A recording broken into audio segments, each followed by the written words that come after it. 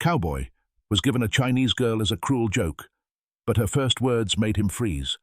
The wind moved like an old memory across the dry Wyoming plains, slow, tired, and full of silence. The land was wide and empty, wrapped in the faded gold of late afternoon.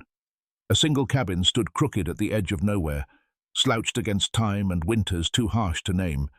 Its chimney puffed no smoke. Its windows stared like hollow eyes. Inside, Eli Ward poured black coffee into a chipped tin cup. He was a tall man, built like the land weathered, silent, and forgotten by most. 53 years had carved lines into his hands that didn't go away even when scrubbed raw. The war had ended for him 28 years ago, but it still rang in his ears like a church bell cracked in half. His ranch had shrunk to nothing more than 3 horses, a mule with a limp and a barn full of dust and broken saddles. No wife, no son, just time.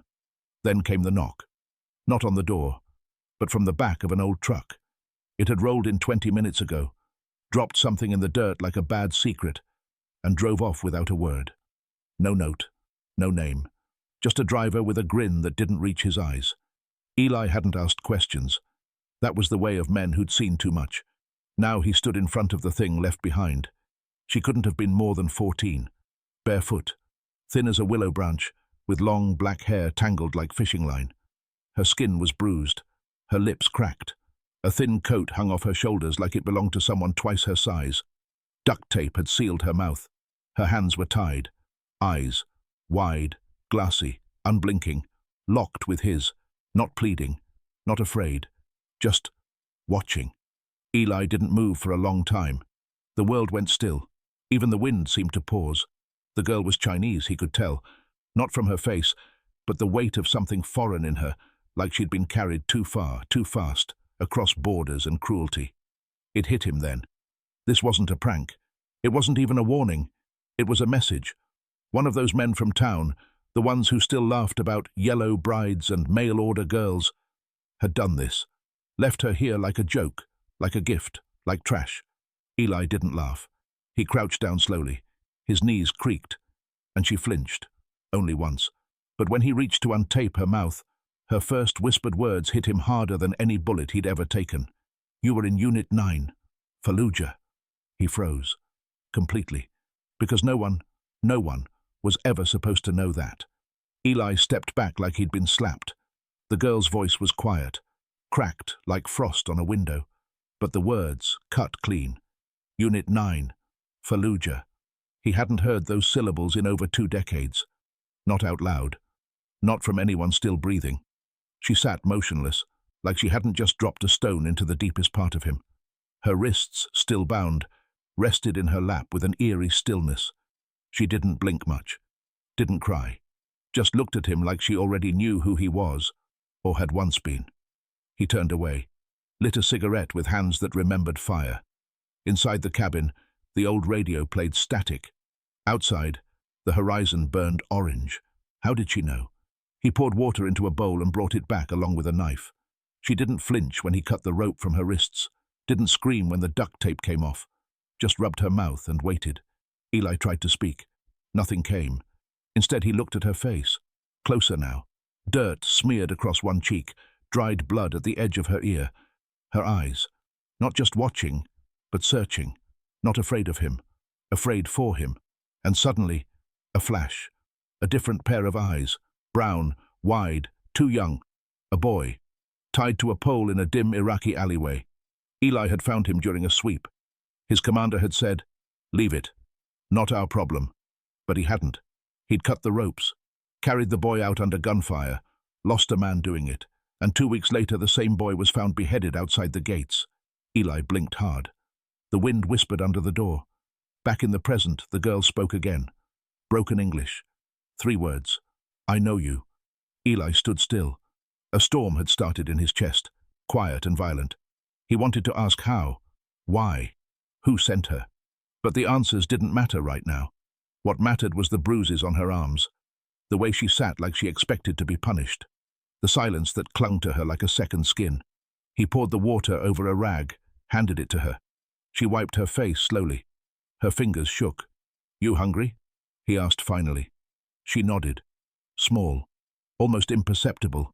There was stew on the stove, cold but edible. He warmed it without speaking. She sat on the floor, knees pulled to her chest, eyes never leaving him. As she ate, spoon by spoon, Eli stepped outside and leaned against the porch rail.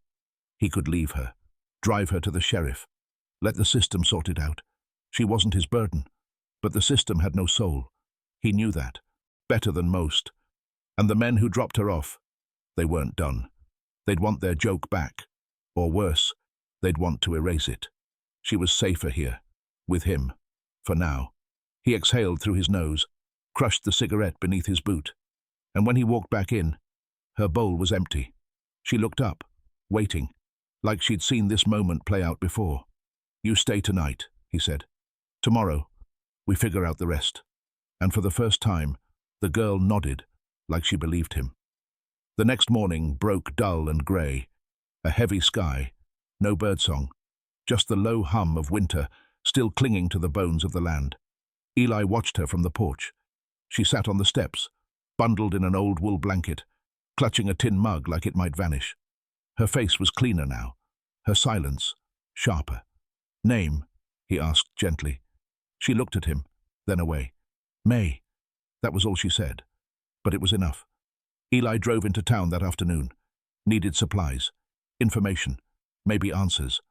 At Murphy's general store, men clustered by the heater, sipping bad coffee and trading worse jokes. The moment Eli stepped in, the air shifted, almost imperceptibly. Eyes lingered, voices lowered. Someone chuckled under their breath. He bought flour, dried meat, and a .308 rifle round he didn't need, just to keep his hands busy. As he paid, old Murphy leaned in. "That girl they left you," he said, low and slow, "wasn't meant to last the night." Eli didn't flinch. "Who?" "Kurt Branner's boys, from up north. Messin' with foreign cargo again. Trafficking through them oil fields out by Red Pass. Said they were clearing out inventory. Thought you'd appreciate the joke." He paused. "You okay, Eli?" Eli didn't answer, just took his bag and left. By the time he got home, May was curled up on the cot in the corner of his cabin. She'd folded her blanket, was reading a tattered book he didn't know he still had, The Old Man and the Sea. He knelt beside her. "What did they do to you?" he asked. She didn't look up. "I was supposed to be bought, in Houston, but I spoke English, fought back, so they sent me here. Said I'd be good for scaring ghosts." Eli closed his eyes. Ghosts. Yeah, he had those. That night he checked every window twice, loaded the rifle by the door, didn't sleep. 2 days later the first threat came, subtle. A truck idling at the edge of his property.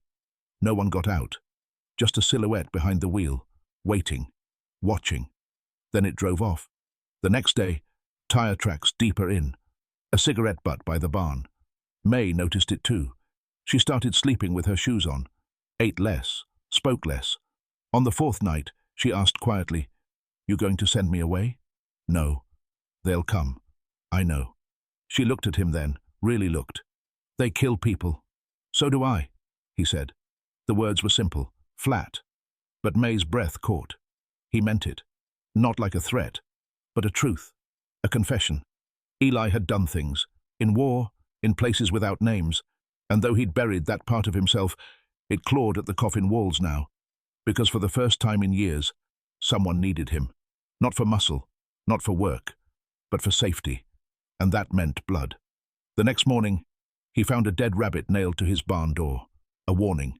He burned it without a word, but he knew now, time was running short, and they were coming. The world shrank to the cabin, the sky, and silence. Eli didn't talk much, neither did May, but in the quiet, they found something sturdier than words. One morning, she followed him outside without being asked. He was splitting wood, sweat beading on his brow despite the frost. She stood nearby, watching. He handed her the axe without speaking. She struggled with the first log, weak swing, awkward grip, but didn't ask for help. By the third strike, she got it. The wood cracked down the center. She smiled, just barely. The next day, he took her to the back field, an old target nailed to a fence, dust-covered rifle in his hand. She didn't flinch at the sound of the first shot. He showed her how to hold it, how to breathe. She listened, like it mattered, like she was preparing for something real. She was. He watched her line up the sight. Her hands shook, but her eyes didn't waver. The shot rang out, just off the mark. Still, he nodded. Close. She looked up at him, waiting for judgment. You'll get it next time. That evening she cooked. Rice and canned beans warmed over the wood stove. He tried not to show how much it meant, that someone had set a plate for him, that she placed a fork beside it with quiet care, like it mattered if he ate well. After dinner, she sat by the fire with her knees pulled close, fingers tracing the scar on her wrist. A thin line. Old. Faded. Eli didn't ask, just rolled up his own sleeve. There it was, a burn scar across his forearm. Jagged. Pink. A piece of shrapnel from Fallujah. He never explained it to anyone. Never had to. May saw it. Said nothing. But her gaze lingered like a salve. Later, as they sat, under the stars, she whispered, "They told me I was nothing." Eli stared at the horizon. So did they. Silence again. Heavy, but shared. Then, "Do you believe it?" she asked. "No," he said, after a long breath. "But I did. For a long time." The moonlight caught her profile. She looked older under it, or maybe just braver. "I didn't think anyone would care," she said. "I didn't think I could," he answered. And just like that, something settled between them. Not a friendship, not yet trust, but a kind of recognition. Two people stitched together by the same wound. Different language. Same silence. That night she fell asleep near the fire, curled up with the dog blanket. Eli covered her with his old coat. Outside, the night was still. Even the wind had softened. For a moment, a fleeting, fragile moment, it felt like peace. But Eli knew better. Peace wasn't permanent. It was just the breath you took before the storm. It happened just after dusk. The sun had barely dipped behind the ridge when the sound came, gravel cracking under tires. 3 trucks, headlights off, crawling up the long dirt road toward the cabin like wolves, circling something already wounded. Eli stepped off the porch slowly, shotgun slung across his chest. His boots sank into the cold dirt. He didn't call out, didn't warn, just stood there, still as a gravestone. The trucks stopped 20 yards out. Doors opened. 5 men stepped out, silhouettes against the dying light. Big men, armed, faces like stone. One of them, Kurt Branner, smirked like he was walking into a bar fight he'd already won. "Well, hell, Ward," he called out, voice syrupy and cruel. "Didn't think you'd actually keep her." "She's not yours," Eli said. Calm, flat. Kurt spit. "She ain't yours either. She's product, runaway, stolen from a buyer in Houston. You're interfering in business you got no place in." Another man stepped forward, thin, nervous, wore a badge, not a real one, just enough to pass for a deputy in a backwoods town that didn't ask questions. "Let her go, Ward," he said. "We'll forget this ever happened." Inside the cabin, the lantern flickered. May was in there, waiting. Eli's fingers tensed around the shotgun's stock. Then came the twist. Kurt pulled a photo from his jacket, tossed it into the dirt near Eli's boots. It was a surveillance still. Grainy. Nighttime. May standing beside a man in a suit. Older. White. Expensive watch. Her eyes were terrified. The man's hand gripped her wrist like a leash. "She killed him," Kurt said. "Didn't tell you that, did she?" Eli didn't blink. "Self-defense? Does it matter?" Eli looked down at the photo, then back at the men. His jaw clenched. Behind him, the cabin door creaked open. May stepped out slowly, barefoot, a small pistol in both hands, the one he'd taught her to load just days ago. "Get back inside," Eli said, not turning. "She's dangerous," the fake deputy said. "Not just a girl. She's marked." "She's not going anywhere," Eli said. Kurt raised his rifle. "Last chance, Cowboy." And for a second, just a second, Eli thought about surrender, letting them take her, walking away. He could live, grow old, drink, sleep. But then he saw her hands, shaking, small, terrified, just like the boy in Fallujah, and he knew, some things you don't walk away from. He raised his shotgun, one beat, then all hell broke loose. Gunfire cracked the stillness. Dust rose like smoke. Eli hit the dirt and returned fire. May ducked behind the porch post, covering his side. One man fell, the nervous one with the badge. Another screamed and ran. Kurt kept firing, wild, angry. A bullet grazed Eli's shoulder. He barely felt it. Then, silence. Kurt was out of ammo. Eli rose slowly, blood dripping from his sleeve. "You don't touch her," he said. "Ever again." Kurt laughed, low and broken. "You'll be hunted for this." Eli pulled the hammer back. "I already am." Then the shot echoed across the valley. Smoke curled from the barrel of Eli's shotgun. Kurt Branner lay in the dirt, still. One arm twisted under him, the other outstretched like he was reaching for something he'd never earn back. The other men were gone, one limping into the brush, the other vanishing with the first truck, tires spinning dirt behind him like shame. Eli stood there for a long time, chest heaving, blood soaking through the fabric at his shoulder, warm and slow. May hadn't moved from behind the porch post. Her face pale, her small hands clenched around the pistol. It was too big for her, almost cartoonish in her grip. But her eyes, they were steady. When Eli looked at her, she finally lowered it. Not a word passed between them. He turned, walked past her into the house.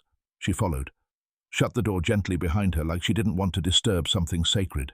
Inside, everything felt heavier. Eli sat down at the kitchen table. May brought the old tin first aid box without asking. He winced as she cut the sleeve and cleaned the wound. She worked with her careful hands, silent, focused. After, she lit the fire. He watched the flames catch. The wood crackled like bones breaking far away. Outside, the last light of evening sank beneath the hills. The shadows lengthened, swallowed the blood in the dirt. Eli stood and went to the barn, returned with a shovel. May watched from the porch as he dug. He didn't bury Kurt out of mercy. He buried him out of necessity. The land didn't deserve to carry rot above ground. By the time he finished, it was full dark. Stars scattered across the black like secrets waiting to be read. He washed his hands in the basin. May was already packing. Not much. Just food, matches, the pistol, her shoes. She turned when she felt him behind her. "You should go," he said, voice hoarse. She looked at him, long, measured. "I know," she whispered, "but not alone." That made her stop. Her throat moved like she wanted to speak but didn't know how. He took his coat off the peg and handed it to her. They left that night. Horse loaded, truck abandoned, cabin behind them. They didn't speak as they rode. Not across the field, not through the gate, not when the cabin disappeared in the rear view like a story that had finally ended. Only when they reached the road did May ask, "Where?" Eli looked straight ahead, someplace with no memories, and she nodded. A year passed, maybe more. The calendar stopped mattering after a while. Eli and May settled in a small town near the border, a place where nobody asked questions and the land didn't remember names. The house they found was crooked and forgotten, tucked into the belly of a canyon where the wind moved slower and the sky sat closer to the ground. Eli worked at a scrapyard, kept to himself. May enrolled in a school run by an old widow who taught children how to write poetry before math. They didn't talk much about the cabin, or the men, or Fallujah, but silence between them no longer felt like something broken. It felt like language. Some nights, May left the porch light on until late. Eli never asked why. He'd just sit beside her in the creaking chair, both of them wrapped in wool, watching the stars until their necks ached. One day, she came home with a drawing, rough, charcoal smudged, a field, a porch, a shotgun leaning against a crooked doorway. She handed it to Eli without a word. He held it longer than he meant to. His thumb smudged the edge. "Looks familiar," he said. She smiled. Another spring came. The air smelled like sage and old wood. Eli began planting a garden. Tomatoes mostly. May painted the window frames blue, said it made the place feel like it could float if it had to. They never called it healing, just living. One morning, May left a folded note on the kitchen table. Eli found it beside his coffee mug. It read, "I used to think being alone made me strong, but maybe being seen is what saved me." No name signed. Just a pressed wildflower between the folds. Eli carried it in his wallet. Years would pass. The world would keep spinning, loud, cruel, distracted. But somewhere, at the edge of that world, lived a girl who had once been dropped like a curse, and a man who had once walked away from everything until something finally held him still. They had no photos together, no blood between them, no story that could be easily explained, but they had a home, a quiet one, built not from wood, but from survival. And sometimes, late at night, when the wind moved just right, it sounded like a voice, soft and distant, saying, "You stayed."